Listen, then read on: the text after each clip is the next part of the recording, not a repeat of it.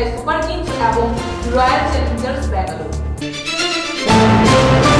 গ্রামীণ ব্যাংকের বিভিন্ন দাবি দাওয়া নিয়ে ভারতব্যাপী গ্রামীণ ব্যাংক ধর্মঘট সমর্থনে শুক্রবার কেন্দ্রীয়ভাবে বিক্ষোভ কর্মসূচি পালন করে রাজনগরস্থিত ত্রিপুরা গ্রামীণ ব্যাংক প্রধান কার্যালয়ের সামনে। হরিয়ানা বিজেপি সরকারের পুলিশের গুলিতে নিহত কিষাণ আন্দোলনকারী শুভকরণ সিং এর হত্যাকাণ্ড ও কৃষকদের উপর আক্রমণের প্রতিবাদে দেশব্যাপী শুক্রবার কালো দিবস পালন করা হয়। সংযুক্ত কিষাণ মোর্চা, কেন্দ্রীয় ট্রেড ইউনিয়ন যুক্ত মঞ্চ এবং স্বাধীন আঞ্চলিক ফেডারেশনের যৌথ মঞ্চ সারা দেশের সঙ্গে রাজ্য কর্মসূচি পালন করে।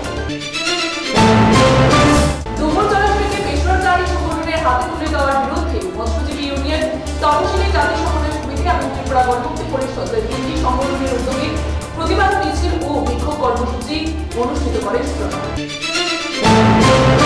সারা ভারত শ্রমজীবী নারী সমন্বয় কমিটি ত্রিপুরা রাজ্য কমিটির উদ্যোগে শুক্রবার শ্রমজীবী নারীদের 12 দফা দাবিতে আগরতলা শহরে একটি মিছিল সংগঠিত হয়। পরবর্তীতে শ্রম দপ্তরের সামনে বিক্ষোভ কর্মসূচি পালন করে তারা। রাজ্যের প্রথম দৈনিক সংবাদপত্র জাগরণের সম্পাদক পরিতোষ বিশ্বাস আজ নিজ বাড়িতে প্রয়াত হয়েছেন। প্রায় 50 বছরের সাংবাদিকতা জীবনে ইতি টানেন জাগরণ সম্পাদক প্রয়াত পরিতোষ বিশ্বাস। দীর্ঘদিন ধরে তিনি টিবি জনিত রোগ সহ নানা রোগে ভুগছিলেন। মৃত্যুকাল দিয়ে তার বয়স ছিল 13 বছর। তার প্রয়াগে রাজ্যে নেমে আসে শোকের ছায়া। মৃত্যুকালে তিনি স্ত্রী, পুত্র সহ অগণিত গুণবন্ধদের রেখে গেছেন। পশ্চিম ত্রিপুরা জেলা শাসক, পুলিশ সুপার সহ আধিকারিকদের নিয়ে গুরুত্বপূর্ণ বৈঠক করেন ত্রিপুরা রাজ্যপাল ইন্দ্রসেনা রেড্ডি নালু। শুক্রবার আগরতলা জেলা শাসক কনফারেন্স হলে হয় এই বৈঠক।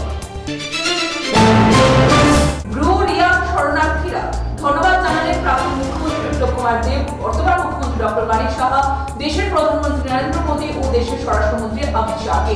শুক্রবার আগরতলা প্রেস ক্লাবে এক সাংবাদিক সম্মেলনের মাধ্যমে জানালেন তাদের নেতৃত্বরা। ট্রাফিক আইন অমান্য করে বাইক নিয়ে পালিয়ে যাওয়ার সময়